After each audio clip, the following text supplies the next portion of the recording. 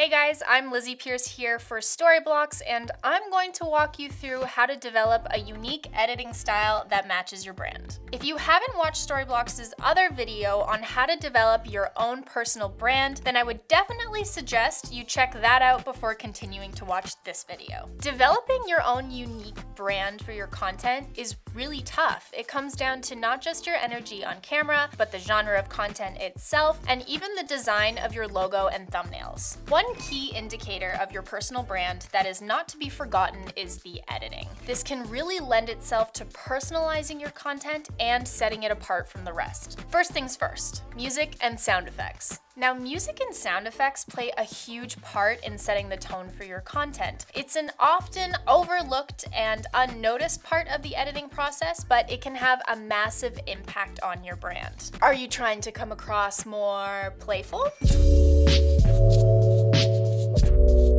Or strong and edgy? Now, all of this affects the type of music you choose. And remember, be consistent, because this helps to influence your audience about the brand theme and sets a familiar tone when they return later on. Titles. Is your brand sleek and streamlined, or animated and colorful? Now, let's say you're a DIY channel. Maybe you're going to choose a font that looks a bit more handwritten and play a little bit with color, versus a travel film channel that might choose something a little bit more sleek and cinematic. So think about how these titles relate to your content and how you want to be perceived. Transitions and pacing. What kind of video are you making? Think about how your transitions relate to the content itself. So if you're making a vlog, for example, maybe you want to choose a transition that's a little bit more raw, like a VHS tape.